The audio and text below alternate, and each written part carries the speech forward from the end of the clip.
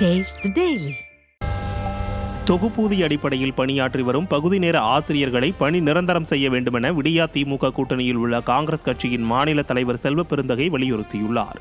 எதிர்க்கட்சித் தலைவர் எடப்பாடி கே பழனிசாமியை தொடர்ந்து திராவிட மாடல் கூட்டணியில் உள்ள கட்சிகளே திமுக அரசுக்கு எதிராக போர்க்கொடி தூக்குவதால் திமுகவினர் கலக்கத்தில் உள்ளனர். சின்ன வெங்காயத்தின் விலை நாடு முழுவதும் திடீரென உயர்வு கண்டுள்ளதால் பொதுமக்கள் பெரிதும் பாதிக்கப்பட்டுள்ளனர். முன்னதாக கிலோ 30 ரூபாய்க்கு கிடைத்த வெங்காயம் தற்போது சில பகுதிகளில் 80 ரூபாய்க்கு மேல் விற்கப்படுகிறது. மழை, புறநிலை தாக்கங்கள் மற்றும் சாகுபடி குறைவால் விற்பனை பாதிக்கப்பட்டதால் விலையேற்றம் ஏற்பட்டுள்ளது. குற்றம் சாட்டப்பட்ட நபரிடம் நள்ளிரவு தாண்டி அமலாக்கத்துறை விசாரணையை தொடர்ந்ததற்கு உச்சநீதிமன்றம் கடும் கண்டனம் தெரிவித்துள்ளது. ஹரியானா சுரங்க முறைகேடு தொடர்பான வழக்கு விசாரணையில் பேசிய நீதிபதிகள் கடந்த சில விசாரணைகளில் குற்றப்புலனாய்வில் ஈடுபட்ட நபர்கள் 15 மணி நேரத்திற்கு மேல் தொடர்ந்து விசாரிக்கப்பட்டதாகவும் இதனை மனிதத்தன்மையற்ற செயல் என்றும் கண்டித்துள்ளனர். அரசு நில எடுப்பில் காலதாமதம் ஏற்பட்டால் நில உரிமையாளர்களுக்கு நிலத்தின் தற்போதைய சந்தை மதிப்பீட்டை வழங்க வேண்டும் என்று உச்சநீதிமன்றம் உத்தரவிட்டுள்ளது.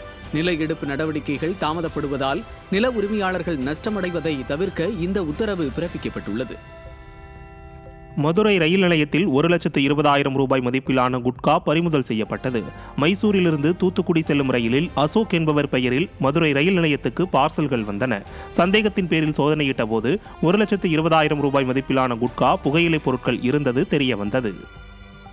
ராமநாதபுரம் மாவட்டம் வாலாந்தரவை அருகே லாரி மோதியதில் ஆம்புலன்ஸில் இருந்த 3 பேர் பரிதாபமாக உயிரிழந்தனர். மண்டபத்தைச் சேர்ந்த உடல்நலம் பாதித்த வரிசைக்கனி என்பவரை ஆம்புலன்ஸில் உறவினர்கள் கொண்டு சென்றனர். வாலாந்தரவை அருகே குறுக்கே வந்த லாரியுடன் மோதியதில் வரிசைக்கனி உட்பட 3 பேர் உயிரிழந்தனர். கடலூர் பன்ருட்டி நகராட்சியுடன் எல்லன்புரம் மற்றும் பூங்குணம் ஊராட்சிகளை இணைக்க எதிர்ப்பு தெரிவித்து பொதுமக்கள் சாலை மறியலில் ஈடுபட்டனர். இரு ஊராட்சிகளைச் சேர்ந்த சுமார் 400க்கும் மேற்பட்டோர் தங்கள் பகுதியில் சாலை மறியலில் ஈடுபட்ட நிலையில் 35 பேரை கைது செய்து போலீசார் அராஜகத்தில் ஈடுபட்டனர். ஈரோடு அருகே தொழிலாளி கொலை வழக்கு தொடர்பாக இருவர் சிக்கியுள்ளனர். யுவராஜ் என்பவர் வாய்க்காலில் தள்ளி கொல்லப்பட்ட நிலையில் அவரது உடல் கடந்த 27ஆம் தேதி மீட்கப்பட்டது. விசாரணையில் யுவராஜின் நண்பர் தங்கராஜ் மற்றும் பூவேந்திரன் கொலை செய்து யுவராஜின் வங்கி கணக்கிலிருந்து 1,90,000 ரூபாய் பணம் திருடியது தெரியவந்தது. சென்னையில் போதைப்பொருள் விற்பனை கும்பலிடமிருந்து கள்ளத்துப்பாக்கிகள், மெத்தபெட்டமைன் போதைப் பொருட்கள் பறிமுதல் செய்யப்பட்டன. இது தொடர்பாக கும்பலைச் சேர்ந்த ராஜா உட்பட 2 பிடிபட்டுள்ளனர். எந்த கொம்பனும் குறை சொல்ல முடியாது என வாயில் வர்ணஜாலம் காட்டிய ஸ்டாலின் ஆட்சியில் போதை கும்பல் நடமாட்டம் அதிகரித்துள்ளது. கோவை மாவட்டம் கருமத்தம்பட்டி நகராட்சியில் குப்பைகளை அகற்ற கோரி கவுன்சிலர்கள் போராட்டம் நடத்தினர்.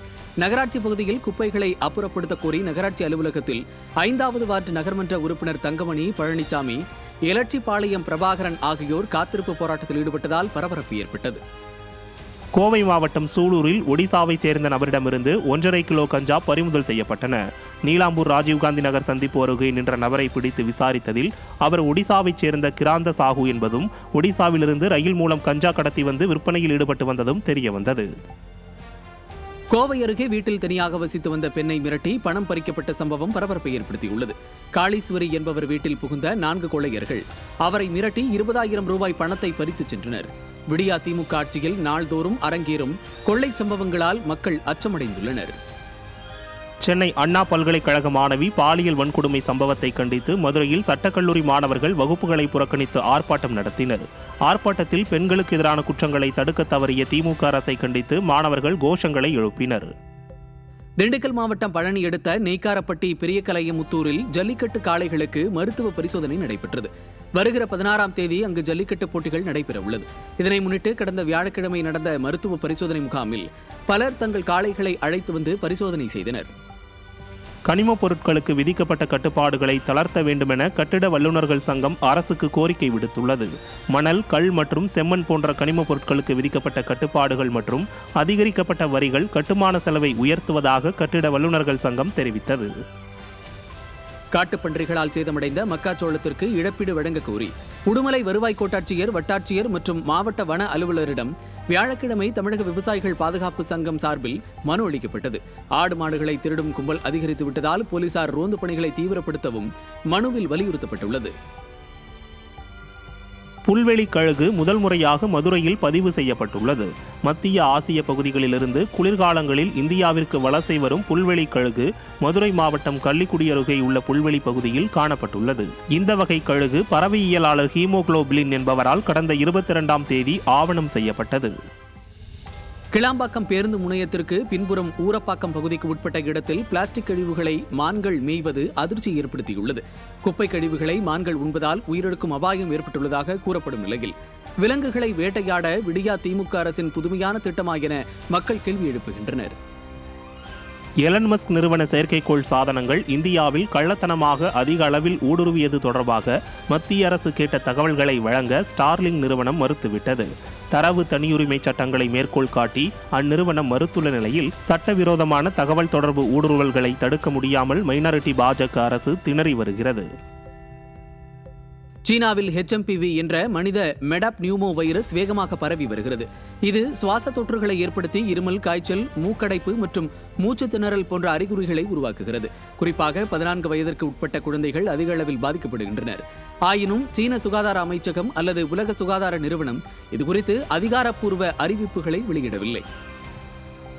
முதல் முறையாக மின் வாகன விற்பனையில் டெஸ்லா சரிவை சந்தித்துள்ளது.